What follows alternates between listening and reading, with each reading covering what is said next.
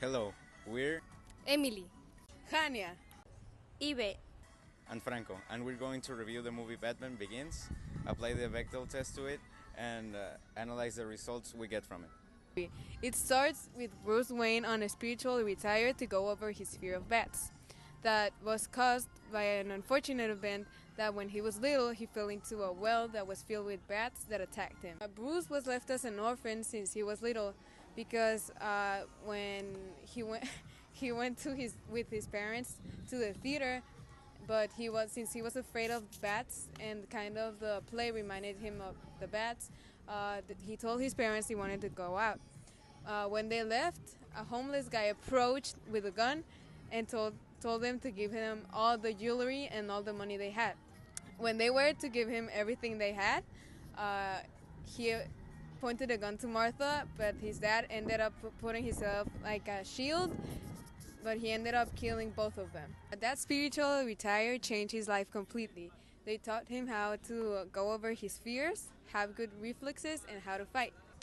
His teacher in that retired, who was named Dukan, asked him to kill a man who had committed a crime, but Batman said that he was going to bring justice and not kill anyone. So he exploded the retire, he destroyed it, and he saved Dukan's life since he was going to fall off a cliff, but he saved him and left him for him to recover. In his return to the city, he found out that there was a drug dealer named Falcone who was doing business for years, and he decided to put an end to it. As he was looking for Falcone, he found out that he was working with Dr. Crane, and Falcone later was apprehended, and he was put in a mental hospital, and he kept saying Scarecrow. And later, that in the movie, Batman found out that Crane was Scarecrow, and he was producing his own drugs to make people scared and sneaking them in with Falcone's drugs. So he was looking for him, and when Batman found Falcone's hideout, he saw that Crane had been putting his drugs in the water system. So he could put the drugged water in the water evaporator that he stole from Wayne Enterprises. So he made his plan to stop him. Bruce's birthday party came along, and while they were in the birthday party celebrating, Dukan showed up alive and told him to get everyone out of there. When everyone was out, Dukan fought Batman and then lit his house on fire, leaving him there to die.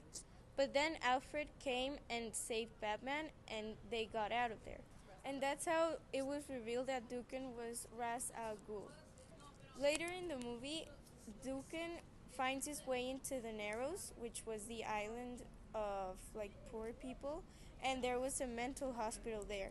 So he exploded he made a hole in the wall and let every prisoner out.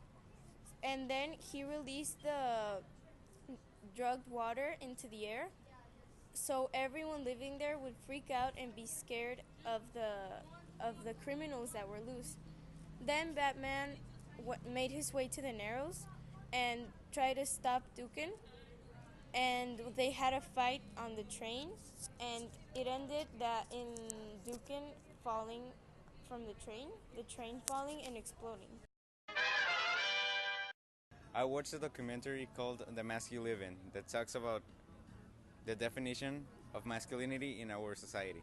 It develops a story about a young boy who is now a motivational speaker that explains how he tried to fill this expectancy of being a tough American football jock that he felt forced to accomplish. Now, let's first give some details about the Bechdel test. It is a way of evaluation that it's made to movies to identify if a work of fiction portrays women in a stereotypical or sexist way. It has three principal questions. Are there at least two women in the movie? Do the women talk to each other?